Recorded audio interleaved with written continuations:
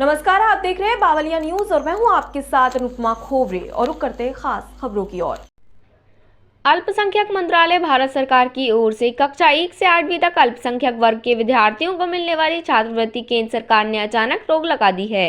इससे प्रदेश के अल्पसंख्यक बच्चों को झटका लगा है, जबकि देश भर में अल्पसंख्यक विद्यार्थी इस छात्रवृत्ति के लिए आवेदन कर चुके थे। केंद्र सरकार का ये फैसला निराश कर देने वाला है। भारत सरकार को ये छात्रवृत्ति नहीं देना थी तो पहले इसकी सूचना होना चाहिए थी। अल्पसंख्यक विभाग की ओर से आदेश जारी किया गया है कि शिक्षा के अधिकार के तहत कक्षा 1 से 8 तक की पढ़ाई मुफ्त है। विद्यार्थियों को अन्य ज़रूरत वस्तुएं भी दी जाती हैं, इसलिए सिर्फ 9वीं एवं 10वीं के विद्यार्थियों को छात्रवृत्ति प्रदान की जाएगी। विदिशा जिले की तहसील सिरोंज में माइनॉरिटीज फोरम ऑफ इंडिया के जिला अध्यक्ष डॉक्टर वसीम ने निराशा जताई है। कहा, केंद्र सरकार का ये फैसला दुर्भाग्यपूर्ण है। जो बच्चे प्राइवेट स्कूलों में फीस भरते हैं और छात्रवृत्ति की मदद से पढ़ते हैं, उनका अब क्या होगा? आवेदन कर चुके बच्चे पैसे आने की उम्मीद कर रहे थे। सरकार को ये फैसला वापस लेना चाहिए। इसी संबंध में minorities forum of India Vidisha जिला अध्यक्ष डॉक्टर मोहम्मद वसीम ने माननीय महामहिम राष्ट्रपति महोदय नई दिल्ली भारत के नाम पत्र लिखा। पत्र के माध्यम से मोहम्मद वसीम द्वारा मांग की गई कि अल्पसंख्यक समुदाय के छात्र छात्राओं की शिक्षा को जारी रखने के लिए कक्षा 1 से 8 तक के छात्र छात्राओं को मिलने वाली स्कॉलरशिप समाप्ति के आदेश को निरस्त कर स्कॉलरशिप न प्रारंभ करने की मांग की गई, जिससे छात्र छात्राओं के समक्ष अपनी शिक्षा पूरी करने में आर्थिक समस्या उत्पन्न न हो और देश का भविष्य उज्जवल हो। सिरोंज से कैमरामैन मयंक सोनी के साथ निजाम खान की खास रिपोर्ट। क्या नाम है आपका? समीर किरमानी। आप किस पद पर हैं? मैं भारतीय जनता पार्टी अल्पसंख्यक मोर्चा जिला अध्यक्ष जिला विदिशा। जी। जी केंद्र सरकार द्वारा अल्पसंख्यक वर्ग के छात्र छात्राओं को जो स्कॉलरशिप दी जाती है, उसका क्या उद्देश्य है? उसका जैसा जो भी छात्र छात्राओं को उसमें छात्रवृत्ति दी जाती है, उससे क्या कि वो लोग पढ़ाई कर सकें अच्छे से और शिक्षा के विकास में आगे बढ़ सकें।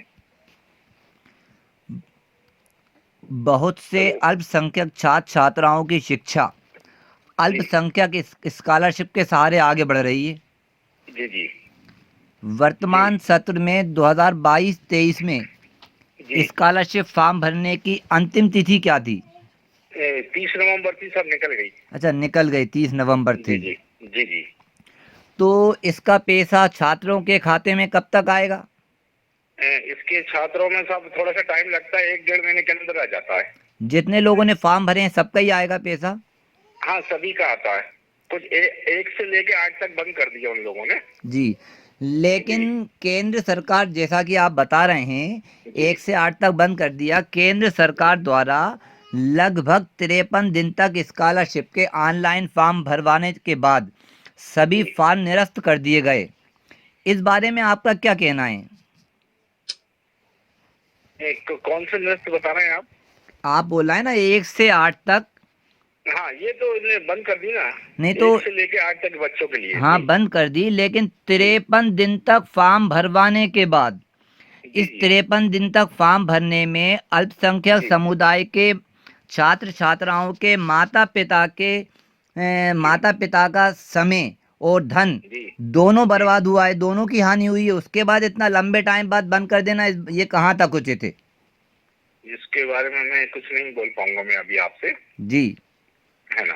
बाकी ये है कि जो भी अपने ये प्रधानमंत्री जो अल्पसंख्यक का चल रहा है आपकी योजना है जी, और छात्र छात्राओं को उसके शिक्षा के लिए दी जाती है, जिससे वो लोग आगे पढ़ाई कर सके और अपना मतलब अच्छे से पढ़ाई कर सके।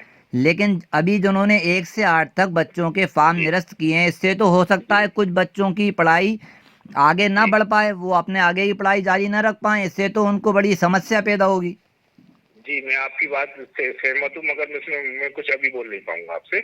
अच्छा अच्छा। जी जी। आप विदिशा जिले से अल्पसंख्यक वर्ग का प्रतिनिधित्व करते हैं। जी। तो अल्पसंख्यक छात्र छात्राओं की स्कॉलरशिप जो रुकी है, जो शासन ने निरस्त की है, उसके बारे में आप क्या प्रयास करेंगे?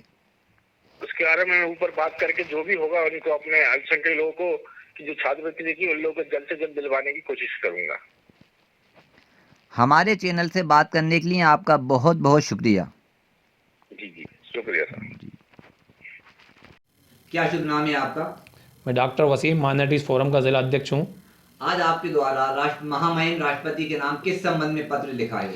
माइनॉरिटीज़ फोरम ऑफ इंडिया के ज़िला अध्यक्ष के होने के नाते मैंने एक पत्र भारत सरकार के लिए राष्ट्रपति महोदय को पत्र भेजा है, जो डाक द्वारा भेजा गया है, और जिसके अंदर हमने पत्र में निवेदन किया है महामहिम राष्ट्रपति से कि भारत सरकार को वो एक छात्रवृत्ति, जो अल्पसंख्यक छात्रवृत्ति मिलती थी बच्चों को, जो कक्षा 1 से 8 तक के लिए मिलती थी, और वो प्री मेट्रिक छात्रवृत्ति उसको अचानक भारत सरकार ने बंद कर दिया। उसके संबंध में एक आवेदन मैंने राष्ट्रपति के नाम लिखा है।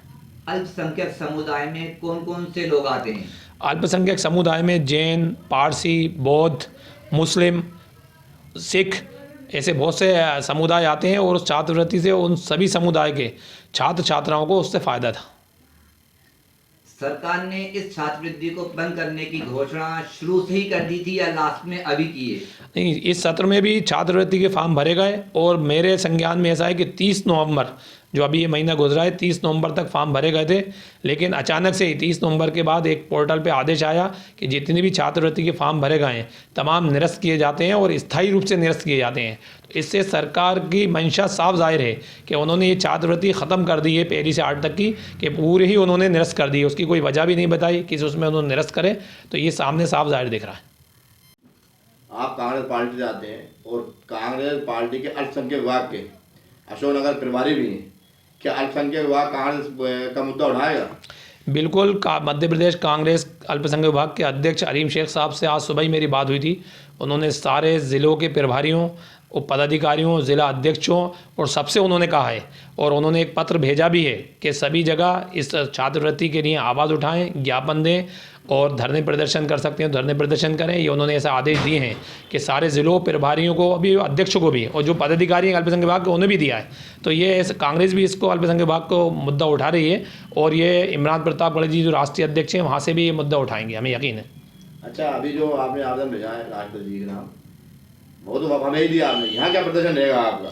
अब ये हमने स्थानीय स्तर पे अब हम देख रहे हैं, कोई रूपरेखा बना रहे हैं। अगर लोग साथ आते हैं, और जो कि छात्र, चूँकि स्कूल प्राइवेट भी स्कूल भी हैं, सरकारी भी हैं, सभी लोग फॉर्म भरते हैं, उन सब लोगों के हमारा साथ मिलता है, तो हम धरना प्रदर्शन करने में भी पीछे नहीं हटेंगे, और अगर इसके लिए धरना प्रदर्शन करना पड़ा तो धरना प्रदर्शन भी करेंगे।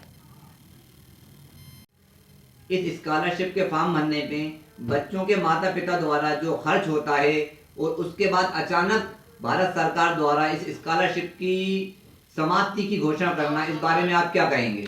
भाई बिल्कुल, किसी भी स्कॉलरशिप को अपन भरेंगे, कोई फॉर्म भरेंगे, ऑनलाइन फॉर्म भरा जाता है, उसके अंदर बहुत सारे कागज़ भी लगते हैं, क्योंकि ये जुलाई से निरंतर फॉर्म भरे जा रहे थे, और जिसकी आखिरी तारीख बीच बीच में बढ़ी भी। अगर सरकार को बंद ही करना था तो इस सत्र में खोलते ही नहीं, पहले ही मना कर देते। अब लोगों के फॉर्म भरे गए हैं, एक फॉर्म भरने के अंदर कम से कम 200 रुपये एक पालक के खर्च होते हैं, और ये पूरा हज़ारों लाखों की तादाद में पैसा खर्च हुआ हर बच्चों का। तो ये बिल्कुल सरकार की दोहरी नीति है। एक तरफ वो कहते हैं सबका साथ सबका विकास, तो इसके अंदर साफ जाहिर हो रहा है कि अल्पसंख्यक वर्ग के साथ सरकार की मंशा ठीक नहीं लगती। तो इसलिए ये धीरे धीरे करके इन योजनाओं को ख़त्म करना है, जिससे अल्पसंख्यक समाज अच्छी तालीम हासिल नहीं कर सके, और जो गरीब बच्चे हैं वो तो तालीम हासिल सही करें नहीं, जो अमीर लोग हैं वो पढ़ते रहते हैं। इससे दोहरी नीति है भारत सरकार की, ये बिल्कुल समझ से परे। क्या आप मानते हैं कि अल्पसंख्यक टारगेट पे है सरकार के? हाँ, ऐसी मंशा जाहिर हो रही है। अपन ये देखने में आ रहा है धीरे धीरे योजनाएं ख़त्म हो रही हैं, क्योंकि जो बेस होता है पढ़ाई का वो पहली से लेकर 8वीं तक होता है। अगर इसमें बच्चे को सहायता मिलती है तो वो बच्चा आगे बढ़ता जाता है। पता चला उन्होंने आगे की छात्रवृत्ति ख़त्म न करते हुए पीछे नीचे की छात्रवृत्ति ख़त्म कर दी, जिससे कि आर्थिक बोझ पड़ेगा बच्चों के ऊपर, और बच्चे सही तरीके से शिक्षा हासिल नहीं कर पाए। कहीं ना कहीं भेदभाव नजर आ रहा है। बिल्कुल भेदभाव है। मेरा आरोप है कि जो केंद्र सरकार है भाजपा की, वो भेदभाव कर रही है, खासकर अल्पसंख्यक वर्ग से। फिलहाल के लिए इतना ही। खबरों का सिलसिला लगातार जारी है, आप बने रहिए बावलिया न्यूज के साथ। नमस्कार।